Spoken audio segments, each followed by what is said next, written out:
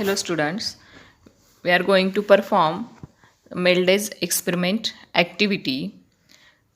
The aim of the activity is to demonstrate the formation of stationary waves by Melday's experiment, and the apparatus required for this activity are a tuning fork, light flexible string, light pan, wet box, rubber hammer and a meter scale. So in this activity we have to study the Melday's experiment of vibrating string. So the setup of Melday's experiment activity consists of light string. A light string is tied to one end of the prong of a tuning fork and other end of a string passes over a pulley and light pan is suspended to the free end. Okay, the tension in the string can be adjusted by changing weights in the pan.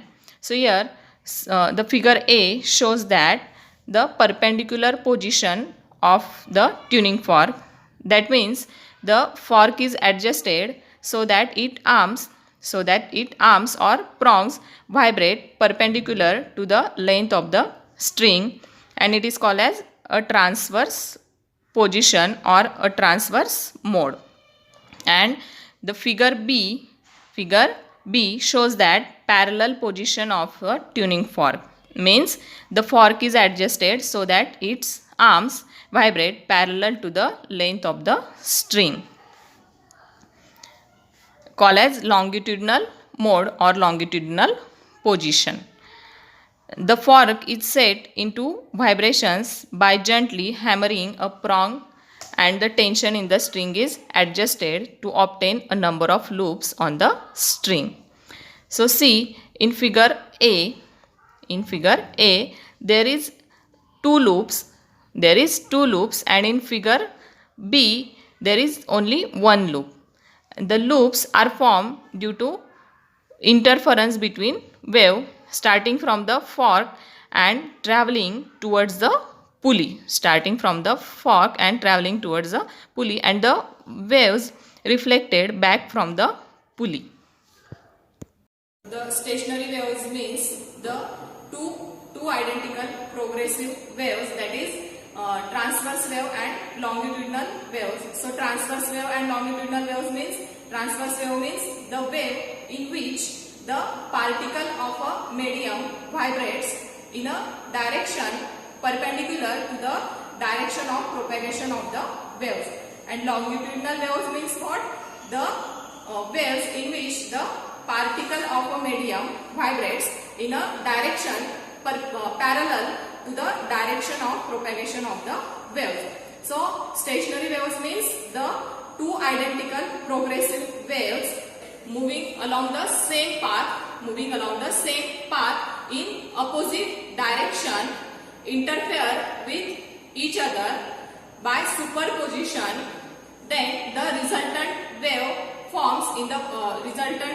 obtained in the form of loops is known as stationary waves.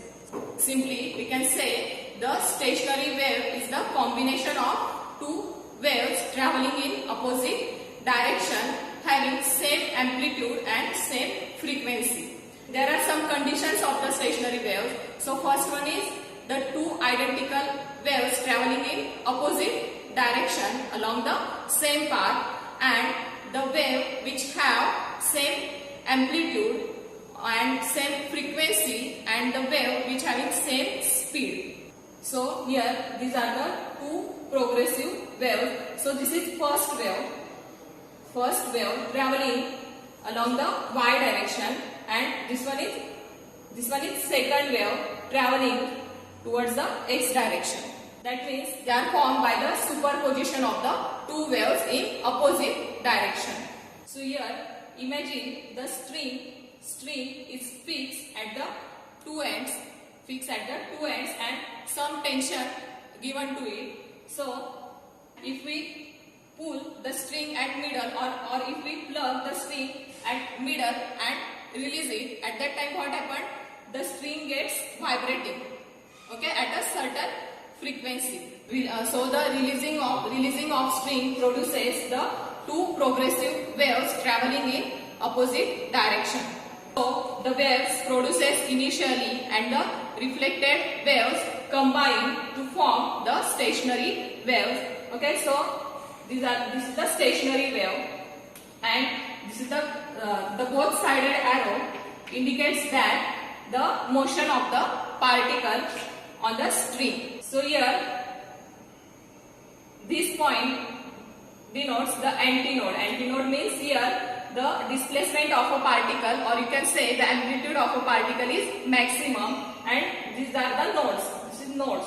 Okay, so nodes means what? Nodes means the displacement of a particle is 0 or minimum. See, the observation is mass of the pan.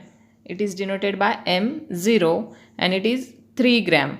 It is given, and then next is observation table for parallel position. So this is observation table for parallel position. Now in first column observation number, and in second column mass added in the pan. It is denoted by m1. Third column there is total mass, that is capital M is equal to m0. M0 is your mass of the pan plus m1. Now and next column number of loops, it is denoted by p, and last column is mp square. Now see how to take the readings. This is the experimental setup of Mendel's experiment, and the apparatus required for this activity are a tuning fork. So this is the tuning fork having two prongs, light flexible string, also lightweight pan, this is pan, and weight box. So this is 1 gram weight, 1 gram, 2, 5, 10, 20, 50 and 100 gram. Rubber hammer and a meter scale. So here one end of the string is tied to the prong of the tuning fork, and the other end of the string is tied to the light pan, and this string passes over the pulley and adjusts the length of the string to be 1 meter or 100 centimeter, and the mass of the pan n0 is given. After that find out the linear density, that is mass per unit length. So n0 divided by L is equal to small n. So there are two positions, parallel and perpendicular position.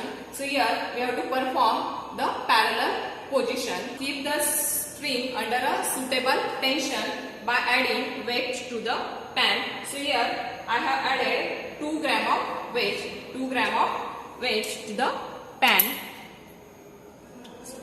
and write the value in the column of M1. Now strike this rubber hammer gently on the prong of the tuning fork and see the stable pattern of distinct loop on string, and count the number of loops. So here 1, 2, 3, 4 and 5. Now add 5 gram of weight to the pan. This rubber hammer on the prong of the tuning fork. See the number of loops on the string. 1, 2, 3, 4. Now again add 7 gram of weight to the pan and jerk this rubber hammer on the prong of the tuning fork and see the distinct stable pattern of the distinct loops 1, 2 and 3. Similarly, we can perform the experiment for perpendicular position. This is the perpendicular position of the tuning fork. And now the difference between parallel position and perpendicular position is the number of loops in perpendicular position is double than parallel position. So we have made some changes in this activity. In your practical handbook, you have asked to find out T square. So T means T is the tension. So instead of T, we can take the total mass, that is capital M. That's why we find out MP square.